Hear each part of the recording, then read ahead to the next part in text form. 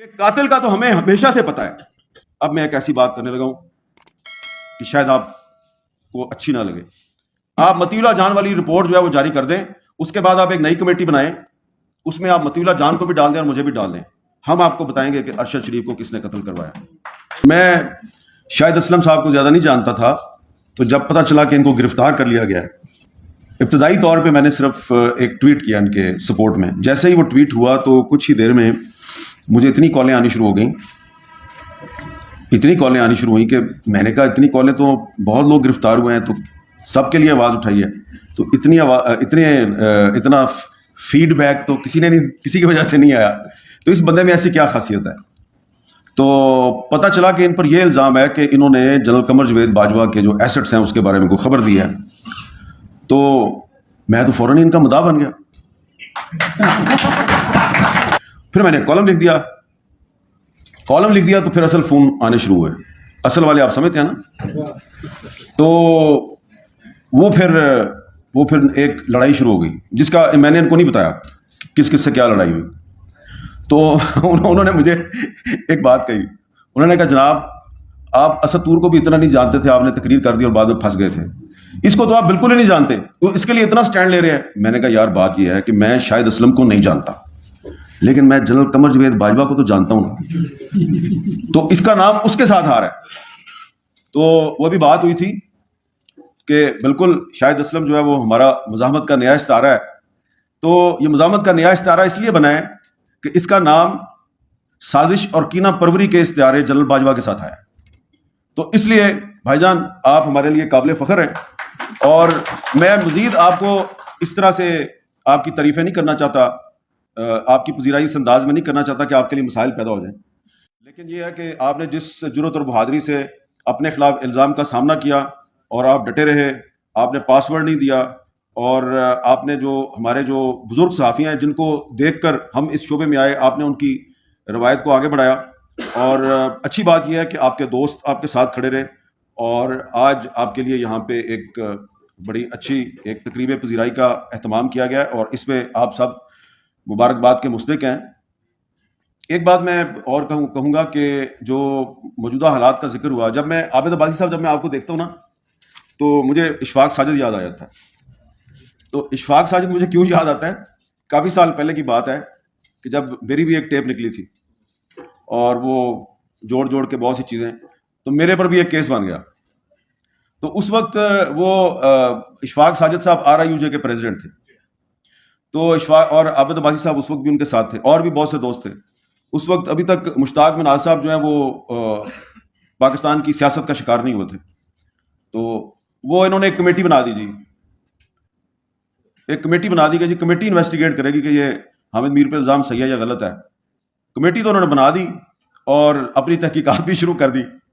اس کے بعد اشفاق ساجد صاحب جو ہیں وہ جب بھی مجھے ملتے تھے تو مجھے سائٹ پہ لے جا کے بتاتے تھے کہ اے ہو گیا تے ہن انج ہو گیا تے بڑے حالات خراب ہو گئے نے, لیکن تسی فکر نہ کرو میر صاحب اسی تہاڈے نال. تو ان کو بیچاروں کو بڑا اس کو تنگ کیا گیا. الٹیمیٹلی اس نے پھر اپنی ایک رپورٹ دے دی. تو اس لیے جب یہ عابد عباسی صاحب کو میں دیکھتا ہوں نا, تو ان کی جو ثابت قدمی ہے نا کہ یہ 2010 کی بات ہے شاید, تو یہ 2010 میں بھی یہ اسی طرح ایکٹیو تھے, اور اب 2023 آ گیا.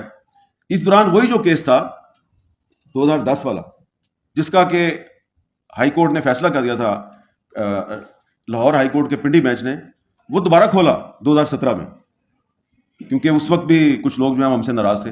اور پھر یہ اسلام آباد ہائی کورٹ کے ایک جج صاحب کے حکم پہ پھر FIR درج ہوگی.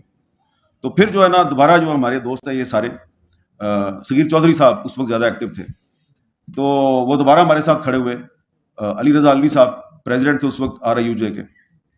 تو یہ میں اس لیے آپ کو بات بتا رہا ہوں کہ جب کوئی آپ کے ساتھ مشکل میں کھڑا ہوتا ہے تو آپ کو وہ ہمیشہ یاد رہتا ہے, اور جو اس وقت مشکل وقت میں آپ کے ساتھ کوئی غلط کام کرتا ہے, منافقت کرتا ہے, وہ بھی آپ کو ہمیشہ یاد رہتی ہے. تو اس لیے شاہد اسلم صاحب یہ آپ کا ایسٹ ہے, یہ سارے لوگ جو ہیں. اور ابھی میں سمجھتا ہوں کہ ابھی آپ کو مزید خبردار رہنے کی ضرورت ہے, اور مزید آپ کے لیے جو مشکلات کا دور ہے وہ شروع ہونے والا ہے. مجھے یاد ہے جی اسی ہال میں 2018 کے الیکشن سے پہلے ایک سیمینار ہوا تھا, اور اس سیمینار میں میں نے یہی کہا تھا کہ آپ دیکھتے جائیں, اگر آپ اکٹھے نہ ہوئے تو یہ جو نئی حکومت آئے گی تو آپ کے ساتھ کیا ہوگا. ابھی عمران خان کی حکومت آئی نہیں تھی اس وقت, اور پھر کیا ہوا اس کے بعد آپ کے ساتھ. تو ان کے دور میں 2022 جنوری فروری میں پیکا ترمیمی آرڈیننس لایا گیا, اور اس دور میں ایسے قوانین لانے کی کوشش ہوئی کہ وارنٹ کے بغیر آپ کو گرفتار کیا جا سکے. تو ہم اس وقت بھی اس کی مخالفت کرتے تھے, کورٹوں میں جا کے اس کو چیلنج کرتے تھے. اس پہ بھی اسٹے مل گیا تھا ہمیں اسلام آباد ہائی کورٹ سے.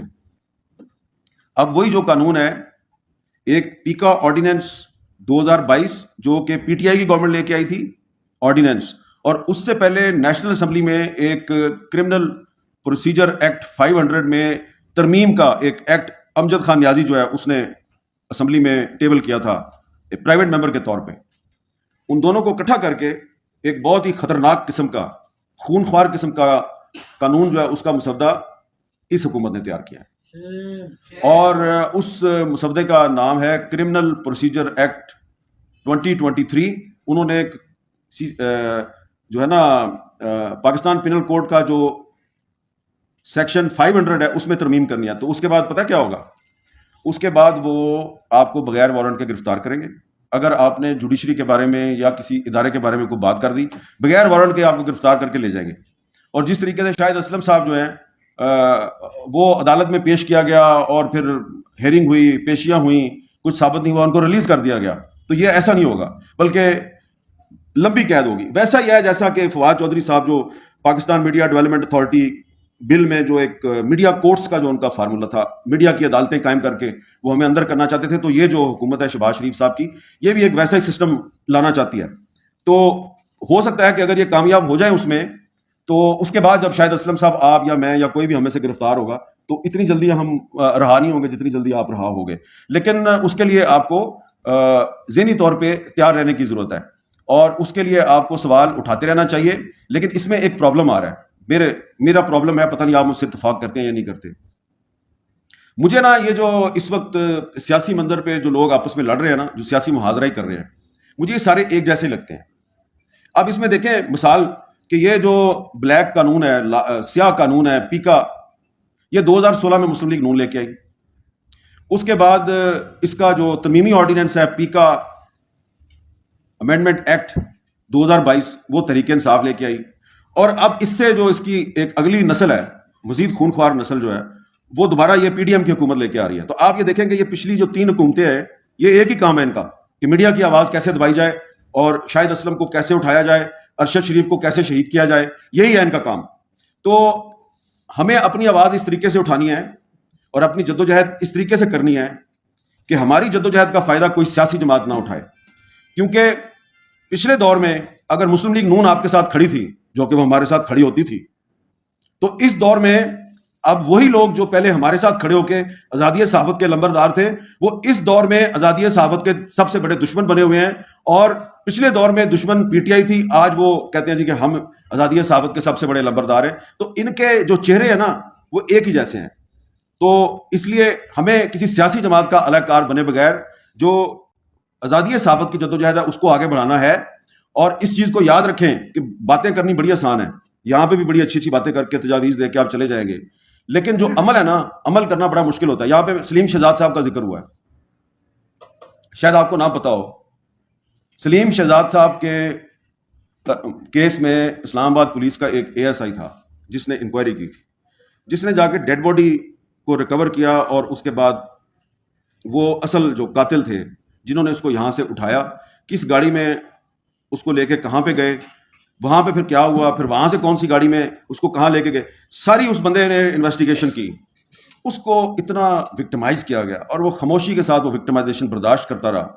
1-2 آپ کے ساتھی جو ہیں ان کو پتا تھا, ہم اس بیچارے کی کچھ نہ کچھ مدد کرنے کی کوشش کرتے رہے, لیکن ظاہری بات ہے اس اسلام آباد پولیس اس کے ساتھ کھڑی نہیں ہوتی تھی, نہ ایس ایس پی نہ آئی جی, کوئی اس کے ساتھ کھڑا نہیں ہوتا تھا. الٹیمیٹلی اس کو نوکری سے نکال دیا گیا, اور اب وہ بے روزگار ہے. تو یہاں پہ بات کرنا بڑا آسان ہے, ہم حق کو صداقت کے علمبردار, ہم یہ کر دیں گے, ہم وہ کر دیں گے. لیکن جب کوئی کھڑا ہوتا ہے نا, تو شاہد اسلم صاحب آپ خوش قسمت ہیں کہ آپ کے ساتھ بہت سے لوگ آپ کے پیچھے کھڑے ہیں. ہر کسی کے ساتھ بندہ کھڑا نہیں ہوتا, اس لیے اتنی ہی بات کریں جتنی آپ نبھا سکتے ہیں. اور آنے والا وقت جو ہے وہ بہت اس سے زیادہ سخت ہوگا. میں نے آپ کو یاد کروا رہا ہوں, بہت سے لوگ جو ہیں یہاں موجود تھے 2018 کے الیکشن سے پہلے اسی ہال میں فضل الرحمان بھی بیٹھا ہوا تھا, مولانا فضل الرحمان صاحب بھی بیٹھے ہوئے تھے, شبلی فراز بھی یہاں پہ بیٹھے ہوئے تھے, پرویز رشید صاحب بھی بیٹھے ہوئے, سب کے سامنے میں نے کہا تھا کہ بہت سخت وقت آنے والا ہے. اب جو اس کے بعد وقت آئے گا یہ اس سے بھی زیادہ سخت ہوگا, اس سے بھی زیادہ سخت ہوگا. اور اس لیے میں بار بار آپ سے کہہ رہا ہوں کہ باتیں کرنی بڑی آسان ہے, لیکن کھڑا ہونا جو ہے وہ بڑا مشکل ہے. اس لیے اپنے آپ میں حوصلہ پیدا کریں.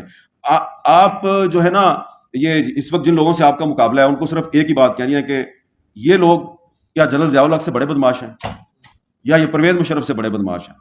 تو صرف آپ کو شاہد اسلم جیسا حوصلہ چاہیے, اور اگر آپ کے پاس شاہد اسلم جیسا حوصلہ ہو تو آپ یہ جو بغیر وردی کے ضیاء الحق اور پرویز مشرف ہیں, آپ ان سب کا مقابلہ کر سکتے ہیں. ایک بات میں ضرور کہنا چاہتا ہوں آخر میں, اور بڑی عاجزی کے ساتھ یہ بات کروں گا.